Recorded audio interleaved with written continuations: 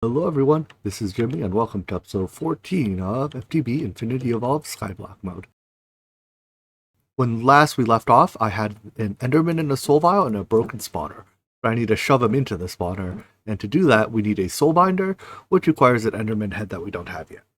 Enderman heads can be acquired by killing Endermen with player damage, but right now our mob farm uses punji sticks to kill mobs, and punji sticks do not count as player damage.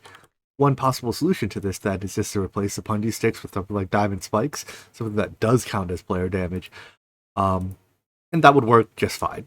However, that's too simple for me. No, why do things easily when you can do things the hard way, right? So, what I want to do is I want to actually upgrade our mob farm to use Cursed Earth instead of just plain old darkness. And, we'll at the same time have to upgrade our spikes to either diamond spikes or something similar. But step one, I think, is to get Cursed Earth. So that requires killing a Wither, and I guess that's all it requires. However, if we're killing a Wither, I have to kill a dragon in the same episode, right? So let's start with the dragon, because it's less related to our project. So, yeah, even when the pack does not require me to jump down rabbit holes, I do it to myself. Alright, to get to the dragon, we need an end cake. So let's make one of these. I have a couple of... I need to milk a bunch of cows. I have a couple of eggs from our grass field here that's been spawning mobs. I think there's like a chicken on it, and every now and then when I walk by, I snatch up an egg. We can also automate the milking of cows later, but for now, just grabbing 6 buckets will suffice. I also appear to be out of wheat, so at some point I need to build an actual farm of some sort. But for now, bone meal. Rather annoying that you can't right-click to harvest it while you have bone meal in your hand. This cake is going to take literally every ender pearl I have to make, which is kind of problematic because I think when you first place the cake, you actually only get one slice of it. Let's find out in just a second. So, end cake, what this does is when you click it, it teleports you to the end. Alright, right here. Yeah, you only get one slice. So you can refill it by right-clicking Eyes of Ender on it, but I need at least one Ender Pearl before I go. If you eat the last slice, obviously it's gone. You know, hey, I have one Ender Pearl. And here we go. Good. Now we have 2 slices, so clicking it once won't eat the entire cake. But we're not ready to go yet. For one, we're wearing hazmat armor, which probably doesn't actually count as armor. Secondly, the end is a void world, so if we go there, where I think you do get your obsidian platform, but besides that, you're gonna have an awfully hard time fighting the ender dragon without some type of flight. And we tried the IC2 jetpack, it didn't work out so well. So I think it's time we made the advanced jetpacks, or sorry, the simple jetpacks, simply jetpacks. So I'm gonna do some crafting here. I'm gonna kill some cows here, and then get ourselves a jetpack. I think it's finally time we upgraded our Matic here to actually have Fortune 3 or Looting 3 on it. So we have tons of lapis sitting around now. I just have to click. I think, can I put another stack there? Oh, I can, even faster. Anyways, I just have to click a bunch of times to get it fully leveled up. Each click adds a certain amount to it. What more do I need? We're almost there. One more. 450. So that'll give it... it says Fortune 3. But I think it also counts as Looting 3? I hope. Otherwise I need to make a sword of some sort. Sorry cows, it's not you, it's me. 2 leather? I don't know. I only needed 4 leathers. I got it off 2 cows, so I think it works. Crafting the jetpacks is really just a whole bunch of nested crafting steps with weird MPT data-ness. Like, come on. Use this one. Don't use this one. Tell me you're missing it. It's right here. Anyways, but since we only need to do it once, I'm not going to bother putting it into the auto crafting tables, because, you know, why do auto crafting for something you only need once? So here's the leadstone tier. It has like 6 different tiers. I'll probably stop at the resonant tier. In fact, I don't even know. I might not have enough Enderium to make the resonant tier. There is one above resonant, and that's the Flux Infused Jet Plate, which is really good, but it's also more trouble than it's worth, in my opinion, at least at this stage. A nice thing about crafting from the this crafting grid here is that I don't need to touch the uranium that comes in here. So I can just craft and not have to put my my suit back on. Because I took it off, I was planning on making the jetpack, right? Anyways, with that, I think we are ready to make the tier 2 jetpack. Come on, game. There we go. So far, all the crafting I've had to do is just uses the machines we've already made for other purposes. So that's convenient. It means that all this upgrading is just you know, using our existing infrastructure. So now I have the reinforced jetpack, the tier 3 one. The tier 4 one just uses a small amount of Enderium. I hope I have enough, but it'll be close. 5 ingots. Now I think I'm gonna fall a little short, but who knows? Maybe I can scrounge up a couple Ender Pearls and get there. Nope, not happening. I'm like 20 Enderium ingots short, and it's gonna take my mob farm quite a while to produce 20 Enderium. So for now, let's cancel this. Let's just stick with the reinforced tier jetpack, but let's armor it as well. So I need to make this armor plate, and then upgrade it to Invar plate. And there's one more tier plate above that, Enderium plate. That takes yet another 10 Enderium ingots. So we're not going to get there yet either. But then I can apply the armor onto the jetpack somehow. Oh, of course, it has... that's the recipe. Anyways, later I can take the armor off if I need to. Oh, drops it in world. I was about to say, I was like 99% sure you got the armor back. Anyways, the this jetpack is... it doesn't quite have perfect hover, so... you know, it's easier to show than it is to tell. Let me first charge it. I realized I never actually built anything to charge RF items, so I'm going to build a capacitor bank from Ender.io. This can serve both as energy storage and as a reasonably fast charger. So if I just put you, where do I have an energy provider upgrade I can leech off of? Here. I put you here, it'll fill up with energy, and then I can put any RF consuming item, they're probably left in the crafting table, into it, and it can charge it. So large capacitor banks are probably the fastest RF charger in the pack. Fully charged, so let's put it on. It's fly the same way jetpacks have always flown. Ow. And it said something about press U while wearing to open the GUI. U. You look at that. It's clobbered. I don't really care about that. I just want the hover mode key to work. So numpad 8. Put emergency hover on 7. There we go. So now it has hover mode. Cool trick if you hate the sound of jetpacks.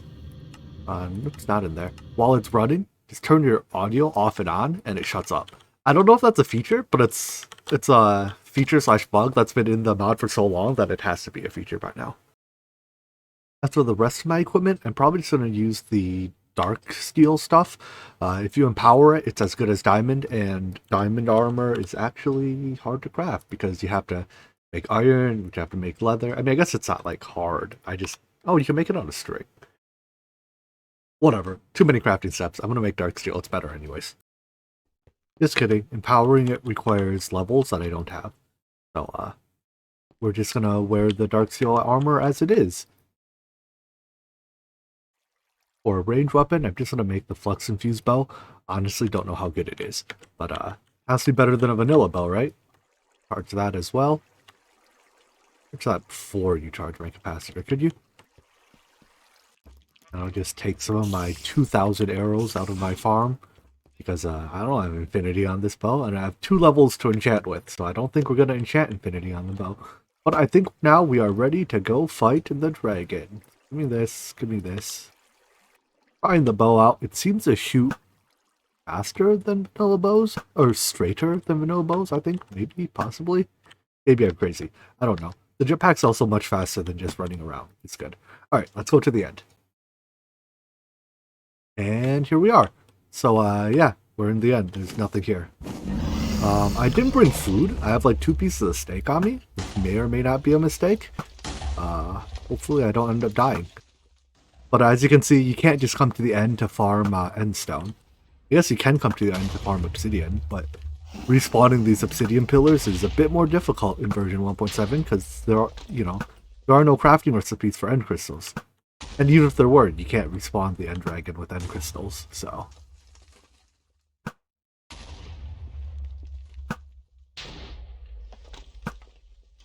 This is easy. I feel like there's more of these than normal. Whoops.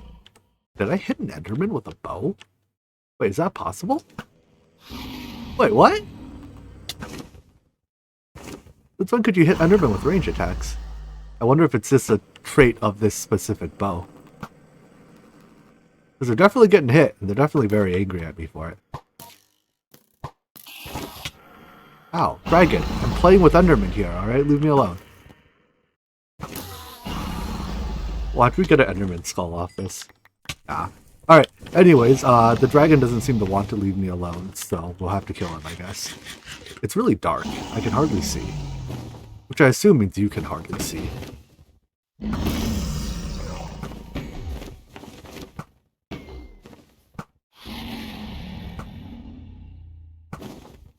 Okay, this is more difficult than it was initially when I can't see. We could just move our enderman farm here to the end too, where we get, you know, infinite enderman spawn rates, but this spell does literally no damage. Alright, to save you the heartache of watching me try to shoot this dragon for the next 5 minutes, I'll probably just cut to the end. Almost done. 1 more hit? 2 more hits?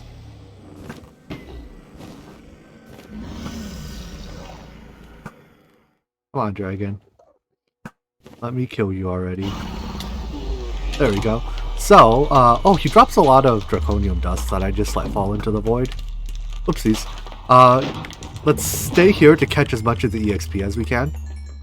We got 55 levels of it. The rest of it, actually the rest of it falls in... It may have mostly, yeah, fallen not into the void. I'm gonna get as much of this as I can. This is 2 whole enchants. Wow. Alright, let's grab the egg and then get out of here. It sounds like I have upset the endermen, and they are very loud at me right now. Anyways, piston... and power it. Come on, place. Are pistons not bud powered in this version? What? And power it. And it drops. Oh, wait. I put my world spawn over the void. I think I dropped the egg into the void. Right, because items you shove through that go to world spawn. And I put my world spawn at a random place. Alright, well, that egg's gone. We'll get more later. If it turns out I need it, I might shoot one. Just maybe. Yeah, it's pretty nice to have a dragon egg to make this thing, to make the Oblivion frame when you get into bees. But the Oblivion frame kills bees almost instantly, which makes it a lot less painful before you have your industry. So I'll probably pretend I caught that egg. It's okay. You get no one saw me accidentally shove that egg into the void. The next thing we have to do is to kill wither skeletons to get their skulls. So the easiest way to spawn wither skeletons is give me a bucket of water. To first get a bucket of witch water, and then any skeletons that come in contact with witch water just turn into wither skeletons. So if I put this in here, it turns creepers into charge creepers and some other transformations too. I think it does squid into ghast. So do be careful if you put it somewhere where squids can spawn. Like, well, no, like literally right here. Squids are allowed to spawn in it, I think. Because they'll turn into ghast and start exploding. The witch water does wash away punji sticks, though. So I guess I do need to build spikes. So we're right back to where we started with needing spikes. Dang it. Alright, let's just build spikes. Which kind of begs the question why I needed to do all this work. But you know what? Don't overthink it. To make spikes, you need a QED, which stands for Quacky Under Device. At least it does right now. Sometimes it stands for Quite Elegant Device. Although if you think about it a little bit, it becomes... Come on, change for me. Might have to reopen the UI. Every now and then it changes its name. But yeah, it's called a QED. Anyways, well, there we go. Now it's a Quantum Entanglement Diviner. You need a QED and some number of quantum crystals or something like that. Sorry, they're called Enderflux crystals. So this is just more or less a whole bunch of diamonds. But there's one thing in here that requires a bit more processing, and these are, oopsies, the gates. So this requires a Buildcraft integration table. Let's make one of those. The integration table works a lot like the regular etching table, whatever this thing's called here. Assembly table. So you just place it down near your lasers. It has a slightly more complicated UI, but it's fundamentally the same thing. So I need these crystals, which take these things, which is a ore gate, I think, and a redstone or a daylight sensor. Or wait. I need specifically a basic gate, but this decides to go to tell me how to make literally every gate. Come on, Buildcraft. Oh, I've been lied to. I don't need the integration table yet. A basic gate is just made in the assembly table. Whoopsies. I gotta say, this integration table UI here is probably the least helpful NEI implementation I've seen ever. Like, shouldn't each recipe go on its own page, not be a scrolling thing of every recipe on one page? Anyways, we have a couple basic gates.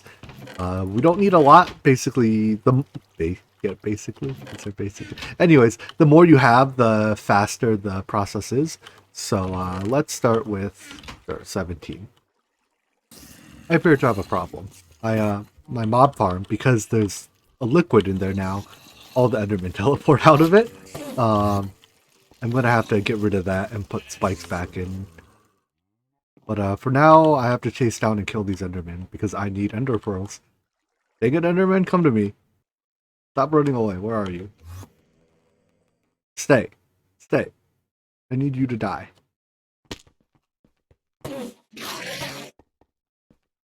Wait, is he not angry at me? Can I shoot him with this? No, I put all my arrows away. I'm all out of Ender Pearls, so 4 will have to do. So just place your QED, place your Ender Flux crystals around it however you like.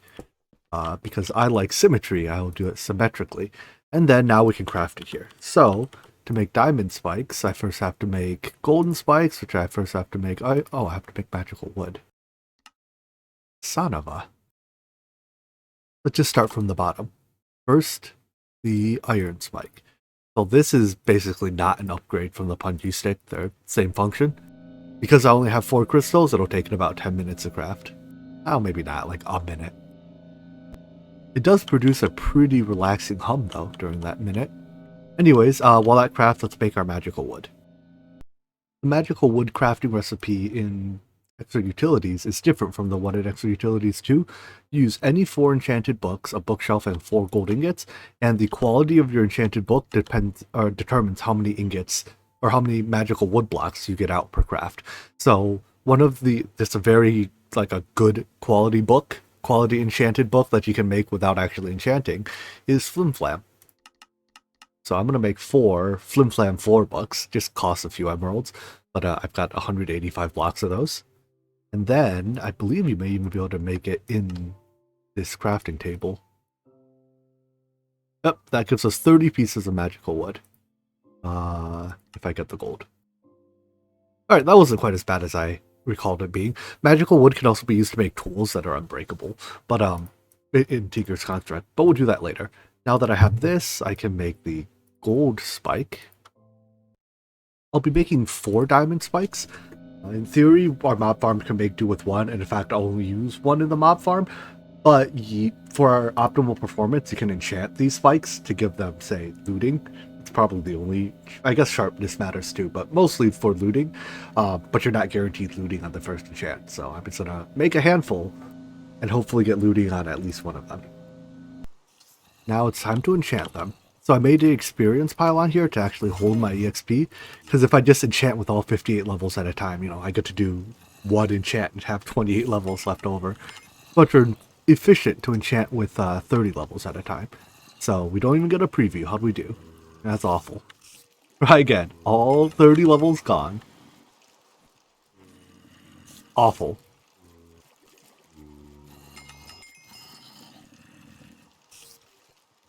Ooh, Reaper. Good to have Reaper on the spike, but that's also not what I wanted. I almost want to start enchanting books to guarantee I get it on 1. Alright, well I guess I spend the rest of my EXP enchanting books. I mean, I guess it doesn't guarantee it, but looking for sharpness. Or no, looting. Really only have enough EXP to enchant like 2 books. So, not looting. If I don't get it here, I won't have enough EXP left to do anything else. So, good luck me. Not happening. Alright, I guess we're doing it without looting then. Step 1, get all these mobs out of my mob farm. Go, shoot, get out of here. Shoot. I guess I'll use the spike that has Reaper on it, because Reaper gives mob souls, which we need later. A lot later, but later nonetheless. Ow! It was incredibly rude of you, spider. Oh, I guess it turns regular spiders into cave spiders. That's another thing Witchwater does. In fact, let's even get rid of the Witchwater for now. Ow! Ow, I touched the spike. Ow, I touched the spike. Ow, please don't kill me. That spike really hurts. It lights you on fire instantly and it deals a ton of damage. Okay, so don't touch the spike. Anyways, my plan is to hold up a blade of Witchwater above a couple sides here. So there's 4 sides here to keep the Witchwater above the thing. So hopefully mobs falling through it are affected by it, but Endermen don't teleport. They might still teleport, and if they do, we'll deal with that later. So all that's left to do, well, let's test it out, but right now our items are going to get jammed because now we're going to get player drops again. And look, we got a wither skeleton skull already. So I'm going to have to revamp our storage, item storage a little bit. But here, let's start by putting you in your spot. I'm going to need more drawers to hold stuff like, you know, potatoes, necrotic bones, etc., etc. But let's walk away for a bit and let this spawn some mobs and see how it goes. It should also start actually producing EXP too, which is nice. Looking at the minimap, it's definitely working. There's mobs in here, and some of them are even wither skeletons. We can see this, the skeletons becoming wither skeletons. And eventually they die. Alright, so I'm going to leave this running for a couple minutes, and then I'll go back there and see how many skulls we have. Actually, no, let's go back there now and see how many skulls we have. Unfortunately, it doesn't work while I'm standing nearby because it uses the players to spawn. Only 1. So, I guess... Why is this EXP orb not getting sucked up? I got around to it eventually. Alright, I'll replace this transfer node with an item conduit so that it doesn't get stuck on items it doesn't have, and then I'll set up a trash can to void, like, bows. Wrench interoperability has come a long way since the 1.7 days too. In this version, if I want to access like this menu, I have to shift click the item conduit with specifically the Ender IO wrench. I can't use it crescent hammer, but I know in 1.12 the wrenches are a bit more interchangeable. It's still not like fully interchangeable, but it's definitely better than it is here. Alright, anyways, why do I hear mobs in there still? Are they just not falling? Oh well. To throw away all the junk items that we'll inevitably get, like these bows, I'm sure later we'll get like swords and armors and all that jazz too. I'm going to use the advanced item filter from Extra Utilities.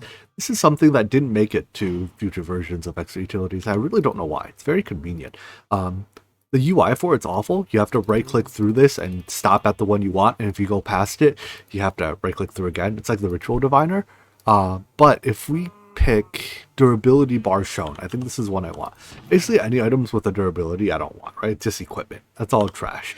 So I can just put a trash can there. Put that in there as a filter. So that it will only allow items with durability to go in. And we can insert ground negative priority.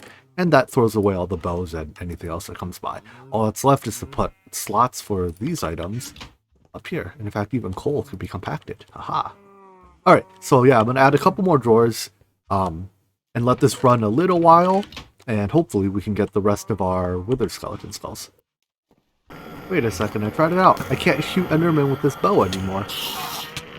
What the heck? Why could I shoot Enderman with the bow earlier? You trapped yourself in the box. I have no clue what's happening. Alright. Come on, Enderman. It's your turn to die. Did you teleport into the spike and die? No, you did. Ow, stop it. You are incredibly mean. I mean, never mind the fact that I upset you first. One last change I made was I subbed out the tank here that was holding XP with our experience obelisk. So this could hold, you know, practically speaking, an infinite amount of experience. So, leave that running probably half an hour or so. Should be enough to generate the 3 wither skeleton skulls we have. Probably not even half an hour, right? We got one in like 2 minutes. I've discovered a problem with my farm. It leaks charged creepers. And of all mobs to leak, charged creepers are pretty low on the list of things I'm okay with. So I need to figure out why that's happening. I think I can close up this corner now. It seems my mob farm is continuing to leak mobs. And all the endermen are getting out, so I'm getting no ender pearls. Which means that the fluid there probably has to go once I get my 3rd wither skeleton skull.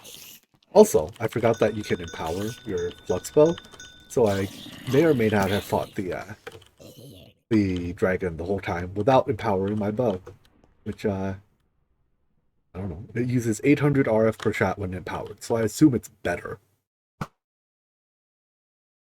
There we go, 3 skulls. So let me get those, and then I'll take that that water blade out so that our farm is a bit less of a disaster. There it is. And mobs will stop floating on it too. Alright, hopefully this means that mobs stop leaking out and we can start killing endermen again. Even after removing that water blade, we're still not killing endermen because that farm has fire aspect on it. So, or that spike has fire aspect on it, so any enderman that hit it get lit on fire and teleport out. And we're still leaking mobs too. Excellent. I need 1 ender pearl. Come on, Gabe, give me 1 ender pearl. If our mob farm won't produce ender pearls, I'll let our smeltery do it. An enderman spawned in here at some point, or teleported in here at some point.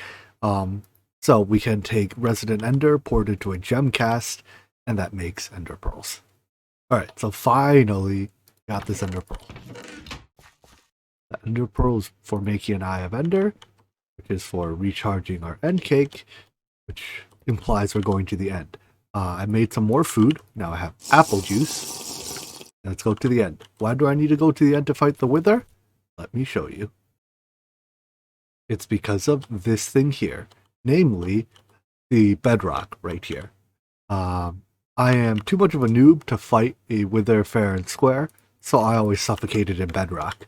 And with the nether being a void world and the overworld being a void world, this is like the largest piece of bedrock that's available in this world.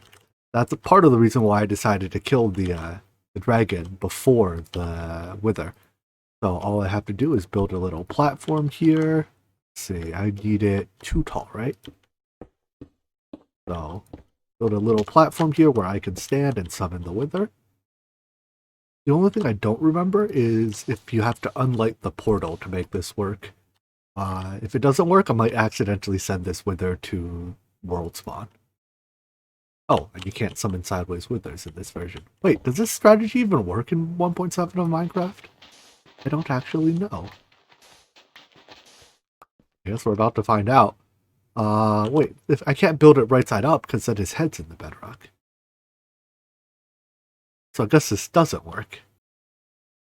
If the vanilla solution won't work, let's go with the modded solution that a RF Tools shield projector can both contain and damage the wither. So let's, I think you do need the tier 2 one to make it large enough.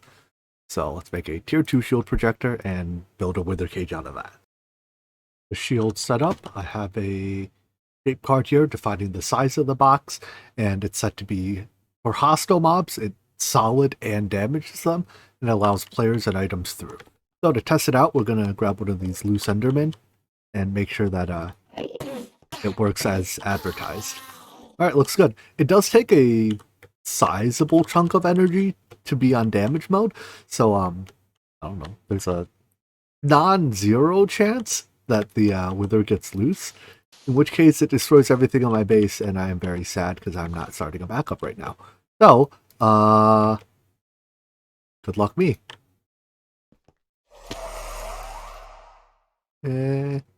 Should be fine. I think it uses like 5k RF attack average. And I can always walk in here and help it out, of course. Oh, until the wither decides to kill me. I should just use a melee weapon.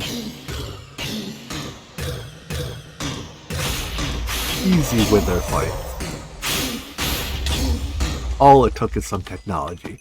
Alright, what I really wanted from that was not the Nether Star, although I did get that, but the Division Sigil. Now that we have the inactive Division Sigil, we can, well, next step is to activate it. We can turn this off now. Thank you, shield. Activating the Division Sigil requires a ritual that must be performed more or less exactly at midnight. If you recall, when it dropped, it was glowing. That probably means it dropped actually right at midnight. So the window has now passed, we have to wait till the next day. But if you click it, shift click it on a enchanting table, it tells you what's wrong. So this area is too bright and it is not the right time. So we have to first of all surround it with, well, here, let's put it somewhere else, I guess. Since it needs to be unlit, let's put it, oh, I just put it over in this corner and unlight a corner when it becomes nighttime.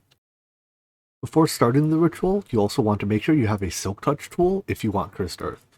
So, how do I apply Silk Touch to this Matic? I thought you just use a Silky tool. Silk Touch on Matics? Oh, it's because I have Fortune on it. You can't put Fortune on a tool that has you can't put Silk Touch and Fortune on the same tool. That makes sense. I'll put it on the pickaxe instead then. It's worse at, ideally you put it on something that can mine dirt quickly, but, you know, fine on a pickaxe, I guess. You can still pick up Cursed Earth with a Silk Touch pickaxe. While we wait for it to be nighttime again, I'm going to swap our spike out to one that doesn't light mobs on fire. The Reaper spike has produced a couple mob souls, which is nice. But I think, at least for the time being, I'd rather actually be able to kill Endermen. So, pick that up, replace it with this, give me that spike back. So, there's a disenchanter, I believe, that can remove certain individual enchants, right? So all I need is a little bit of Draconium to make that. That's not bad. And Draconium... I believe I get that from sifting endstone. Maybe I'll go crush a little bit of endstone while I wait too. Of course, why do the hammering yourself when you can have a machine do it for you? If you give it a couple diamond hammers, it also speeds up the hammering process. It doesn't take any more energy, but it does take a durability, or at least a chance to take a durability from each hammer each operation. I think if you enchant them, this process gets even faster. But anyways, Crushed Endstone has a small chance, 7% per, when sieved to give Draconium ore, and I need 8 ingots, so that's 32 pieces.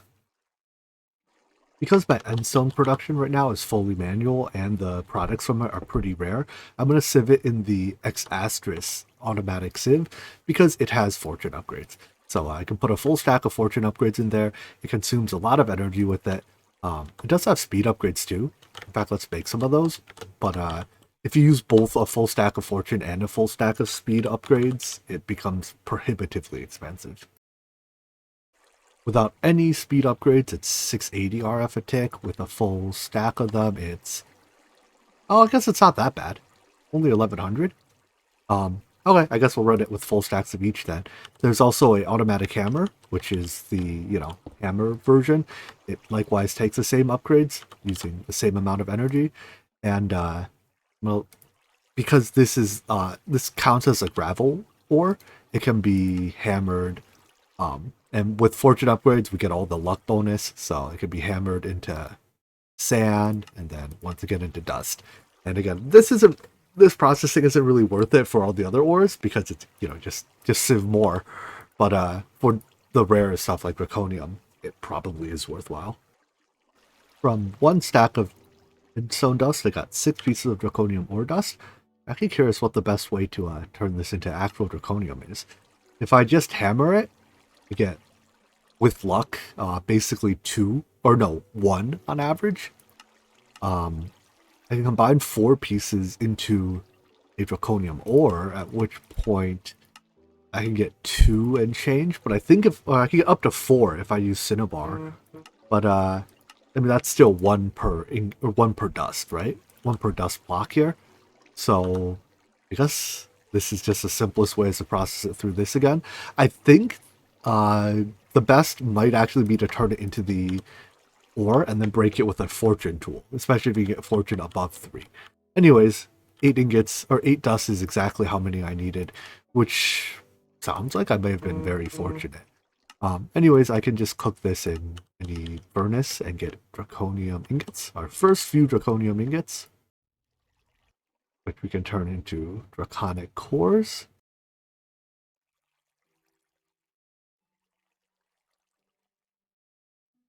And then into a disenchanter. Does it have to? It can be any book. Make me a flim flam book. I'll finish that up later because it's nighttime now. And that means I have to get ready for the ritual. So, oh, I forgot something. I need a sacrifice for this ritual, don't I? Alright, everything is good except it's not quite midnight. So I still have some time. Let me go bring over a sacrifice. In fact, let's light this up briefly so I don't get mob spawns while I'm out and about. Good enough. Thank you for volunteering to be a sacrifice, Mr. Cow. He's up in his cage here, and all we have to do now is wait for the sigil to start glowing, which will happen when the moon is just about perfectly overhead. We kill it, and fun stuff starts happening from there. The moon is almost perfectly overhead. Should start up any second now. I think the sigil starts glowing, right? Still too early. Come on, moon, hurry up. I wanna sacrifice this cow already. There he goes. So, now that it's glowing, perform the sacrifice. Sorry, cow. Hold on, maybe you have to sacrifice it in melee. I need another sacrifice. I think you have about 1 hour of in-game time. So, we should have enough time to get a new subject. Does the sacrifice have to be a hostile mob? Well, that didn't do it either. Alright. There we go. Now that turns all the nearby dirt into cursed earth, which spawns mobs, so you want to get rid of it. Surprised it's not spawning mobs yet. Actually really surprised it's not spawning mobs. There we go. It also spawns mobs that are stronger than usual. You could just sleep to get rid of it. So you have to pick it up with a silk touch tool, otherwise you just get dirt. But once you have a couple pieces, it does spread, so you don't have to, pick it all up with your silk touch pickaxe like I am.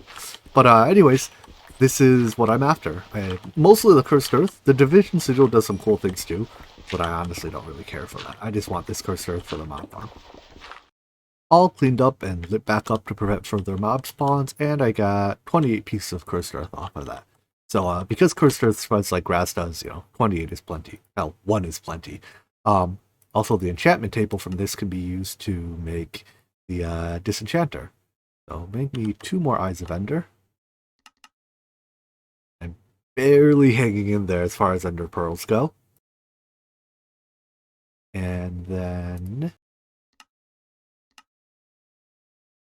Enchanted Book. Where's my Flim Flam book? Alright, with this, hopefully we can rip the flame fire aspect off of this spike and put it to use. Put the spike back into use. I believe it's just you put a enchanted item and book, you hit the button, it rips a random enchant off the book, or off the item. It does damage it too, but spikes don't actually care about damage. Alright, so we got the enchant off, but it took all the enchants. I guess let's go re-enchant it now. Give me Fortune 3. Or Bane of Arthropods and Soulbound. Anyways, I think that's all the time we have for today, though. So we'll stop here. Tomorrow we'll come back, finish up the mob farm enhancements, and take it from there. I hope you guys enjoyed this episode, and I hope to see you in the next one. Take care. Bye-bye.